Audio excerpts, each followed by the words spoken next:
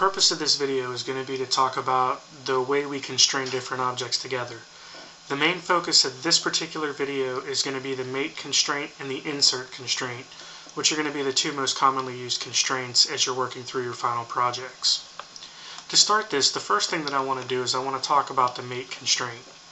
So when we click on constraint, the mate constraint is the first constraint option that we have, and it gives us the option to either mate two parts together or to set two parts to be flush with each other.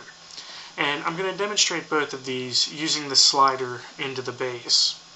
So the two parts that I want to be facing each other is the bottom edge of this as well as the top edge of this. So when I click that and it goes into place, the next thing that I need to do is hit apply. Now that puts this piece right here, but it doesn't necessarily set it up where I want it to be set up. So the next thing I need to do is set up a flush constraint between this face and this face. Once I apply that and hit cancel, this is now moved into where it should be, and by left clicking and dragging I can slide this back and forth just to make sure that everything works the way that it is supposed to work. Once I have that constrained, that's all the constraints that I need for this particular piece. So I can begin working on the next piece.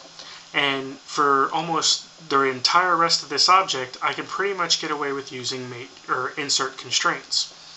The way the insert constraints are going to work, first of all, I'm going to take this piece right here, and I'm going to use rotate component just so I can see the other side of it. And what I'm going to do from this point is I'm going to take these three holes and I'm going to line them up with these three holes.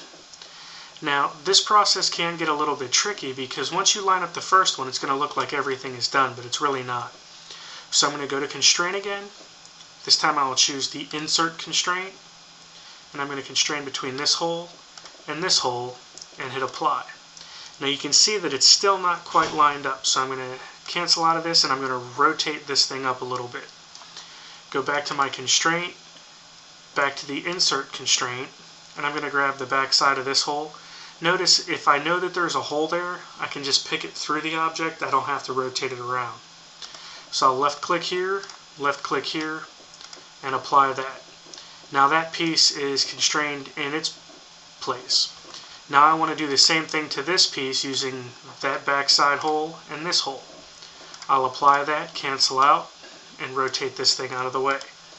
Go back to my insert constraint, and now I need to rotate this to make sure I'm picking the right hole.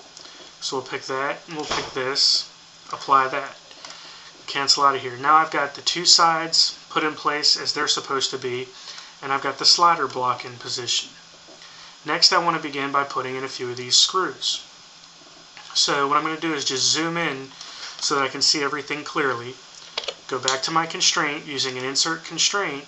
I'm going to click here to here. Now notice the screw is sticking out. What I want to do is click on this button right here to change it from opposed to aligned, and that'll flip that into place. Say apply, grab the next one. Apply, grab the next one. So now those are applied. Now I want to go ahead and do the other side. So I'm just going to drag these over here so that I can see them. And this is just visually dragging. They're probably not actually any closer to the object than they were before, but just so that I can zoom in closer, I'm going to visually drag them into the space so that as I apply these constraints I can see exactly what I'm doing. So we'll go back to insert constraint, grab this piece to here, flip that and apply it, and do the same thing with the next three holes. Okay, now that's all of those pieces put into place. Now I can start focusing on this piece and this piece. And where they line up is in these holes here and these holes here.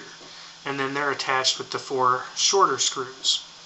So I'm going to go back to my constraint, insert, and I'm going to pick the back side of that, and then right here, apply, cancel, and move it out of the way.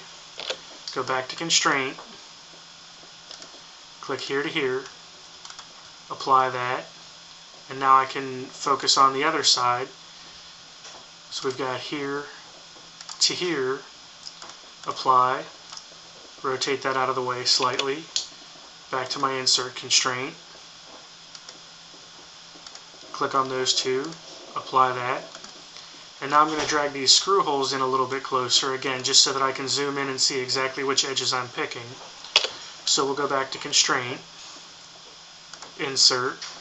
I want to insert here to here, flip that and apply it, and then go here to here, apply that. Now we'll pick this one and this hole, apply that, and then this one and this hole, and apply that. Okay, so now I've got the majority of this piece put together. I have a few more pieces that need to be located. First thing I want to do is I want to put the shaft in to here, and the way this works is this whole piece fits through here, and this clip holds this in place. So I'm going to do a constraint using insert again, here to here. And what that does is that puts that piece in and gives me the clearance for the clip to go in, and it fits through this hole right here. Now I'm going to put that clip into place, and that clip is going to be a little bit trickier of a piece to put in because there's several things that have to constrain this. First constraint I'm going to use is a mate constraint, but I'm going to do it between the center line, and if I pick the face of this circular edge, you can see the center line up here, and the center line of this. What that's going to do is that's going to actually put that on that center line. It's still movable, so what I need to do is lock it down and give it some additional location information. So what I'm going to do is I'm going to zoom in real tight, and I'm going to do a constraint, but this time I'm going to do a mate constraint between this edge and this edge right here. What that does is that just makes it solid to that piece. It still has the ability to turn, and even though it would have some ability to turn once this piece is completed, for the purposes of what I'm trying to do, I want to make sure that this thing stays level with this. And to do that, what I'm going to do is go back to constraint, and this time I'm going to use an angle constraint between this edge and this edge set to 0 degrees and apply that. Okay, just a couple more pieces to go, and this piece is completely assembled. So what I want to do is I want to orbit so that I can just see the inside of this, and I'm going to go to constraint, insert, and I'm going to pick that inside of the back hole and this. Apply that one, pick the inside of the back hole.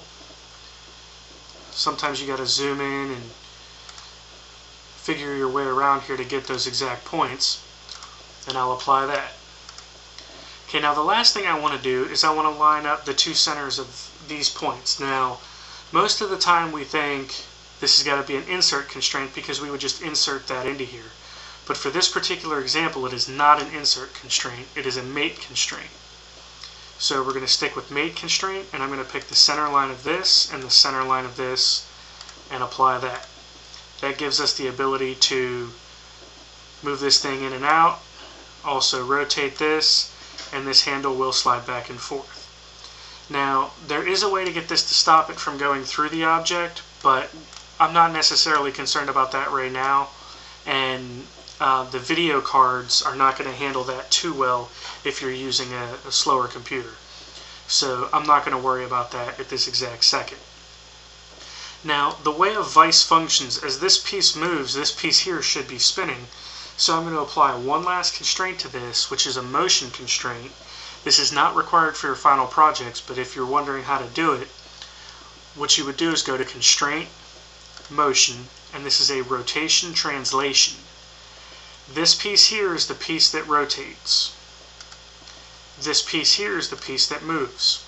And you would set this up to whatever the gear ratio is, or whatever the threads would call for based on the pitch of the threads. So I'm going to set this up, probably 0.1 should work, and I'll apply that. Now what you'll see as I move this, it turns the handle, which is how the vise is supposed to operate. So that is the steps necessary to get a fully constrained piece like this, and all we used was mates, angles, rotation translation, and insert constraints to put this whole piece together.